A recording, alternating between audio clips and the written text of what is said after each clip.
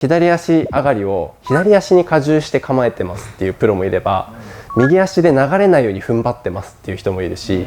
傾斜なりに立ってますってプロもいたりするじゃないですか。そうそうそう、本当になんか僕もよく昔すごい広いなっていう人とかにやっぱちょっと狭めてみましょうかとか言ったりしてたんですけど、やっぱ股関節のつき方なんですかね、若干スライド入れないとその人動けないんですよね、きっと。広い人とか若干スライドが入っているから心地よくここに視点が生まれる人とかもいたりとか、本当にそれぞれだなっていうところあるんで、なんかあんまり言い切れないですね。だから結構体系のレッスンは本当にその人と深く話せないとちょっと怖いなっていうのがあるんで。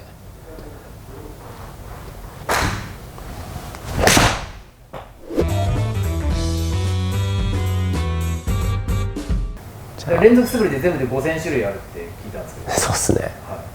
5000種類あるんですけど、はい、これも始まってますかまず連続素振りが大事な理由として、前円弧の形成が大事ですよっていうところあったんですけど、僕基本的にゴルフ初めての人にもまず連続素振りから教えるんですよ。グリップとかアドレスから教えなくて、そう割とこの素振りから教えるんですけど、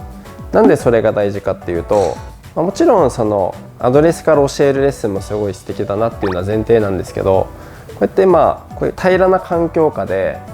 ボールも平らな状態にあって、で何足分にボールがありますとかっていうのは、一応オーソドックスな例として覚えておくないんだけど、コースではあんまり展開できないかなっていうのがあるんですよね、僕の前提としては。そうなんですよ、そうなんですよ。傾斜もあるし、なんていうんですかね、芝質の違いとか浮いてる沈んでるとか、もうすごいグラデーションに富んでるじゃないですか、コースって。それをなんかここで決めたルールが結構邪魔しちゃってる人がいるというか、ラウンドレッスンで初めてラウンドレッスンなんですって方が来てやった時に、もう全部毎回どんな傾斜でも同じルーティンでするんですよ。足がこうってでグリップこうしてこうしてってやろうとするんですけど、いやちょっと無茶あるっすよっていう話をして、でそうなった時に何ていうんですかね、ちゃんと平らな環境下で教わりすぎるっていうのも危険だなって思ってて、僕は素振りから教えるっていうことをしてるんですよね。でその時に何するかっていうと、連続素振りですね。連続素振り。そうでよくも言うのが、もういいも悪いもなく、大体この連続素振りで地面吸ってるとこが自分のボールの位置だよって思っていいですよっていう風に伝えてるんですよね。そしたらコース行ってこういうね、このテーブルの上みたいな傾斜のところでも、ここするからここが自分のボールの位置だなとか、すごいつま先下がりの場合だったら、まだ擦れないからもうちょい自分の体勢を地面に届けてあげなきゃなとかっていう風に、この素振りっていうのを基準に自分のボールのポジションっていうのも決められるし、でそうやってボールのポジションが決められると、この傾斜でここでボールポジションここで構えたらこの角度でボールにコンタクトするな、だったらボールは左に行きやすいよねとか、この傾斜だったらこうなんですかね、こっち方向に振り抜かないとうまく振り抜けないな、じゃあボールに対してクラブの軌道はこうなるからスライスしやすいよねとか、また逆もしかりですよね、こうなるからドローしやすいよねっていう風に、素振りで現場の状況把握ですよね。傾斜だったり芝質だったりっていうのを状況を把握して、その上でよし、じゃあこういう球が出そうだからこういう風に構えてやろう、こういう風に構えて打とうっていうのが決まってくるので、なんかアドレスとかグリップありきで素振りじゃなくて、僕は振ることありきでグリップとかアドレスとかが決まってくるって考えてるんですよ。なのでまずは皆さんにも素振りからしてほしいというか、素振りからして、前の動画もちゃんと見てほしいんですけど、だんだんこうやって揺らしてる間にクラブの遠心力がかかってくるので、こっちに行ったクラブをこっちに引き戻す、こっちに行ったクラブをこっちに引き戻すっていう、正しく連続素振りがまずできるようになっていただいてから、必要なアドレスだったりコースマネジメントっていうのを選択できるようになってほしいなっていうのがあります。でその上で連続素振りがさらにおすすめなのが、体勢変えるだけでここの平らな状況下でもコースと同じような練習ができるんですよ。で何かっていうとやっぱ僕たちコースに行くと、どんな体勢でも自分の胸に対してのクラブが描く軌道っていうのは変わらない必要があるし変わらない必要があるんですよなので例えば僕がよくやるのはもう左片足立ちでもう右足ちょんって後ろについてるだけです。 100% ほぼ 100% 左足、この状態で連続素振りをすると、はい、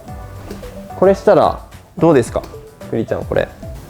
できなそう。できなそうですよね。これちなみに何の傾斜の練習になってそうですか？イメージ。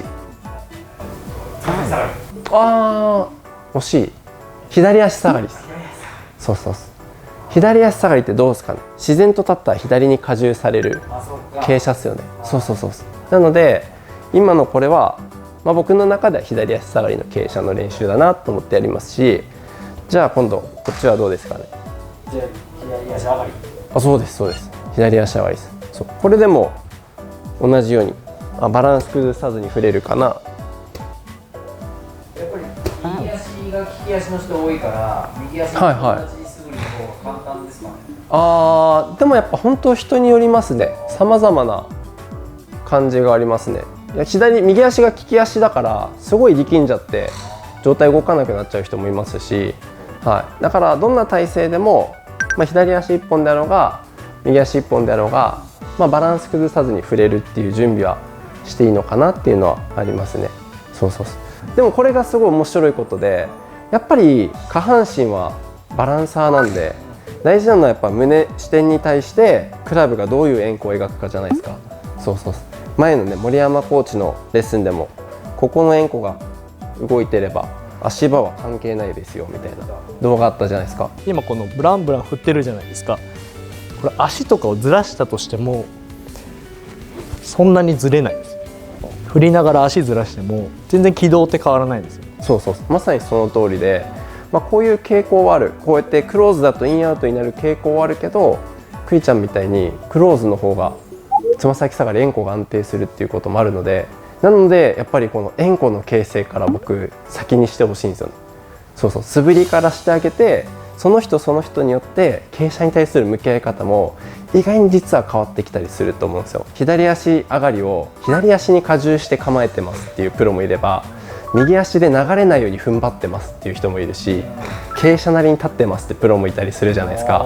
そうそうそう。だから本当その人それぞれの体によって傾斜に対する向き合い方も違うので、めっちゃ饒舌になってきましたクリちゃんのおかげです。なのでまずは素振りしてあげて、そうこの素振り連続素振りしてあげて、それぞれの傾斜に対してどういう対応が自分に必要なのかっていうのをなんていうのか自分で発掘していくって作業が本当に大切なんですよね。それが楽しみですよね。それ楽しみですね。もう間違いないです。それが楽しみなんで、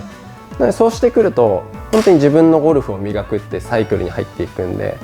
その方がスコアアップとかにもつながっていくかなと。こうやって素振りをキュンキュン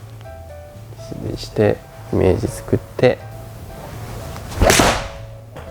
僕結構言うのが2球連続ボール打つ練習はやめた方がいいですよって言います。2球連続ボール打つってシチュエーションにないじゃないですか、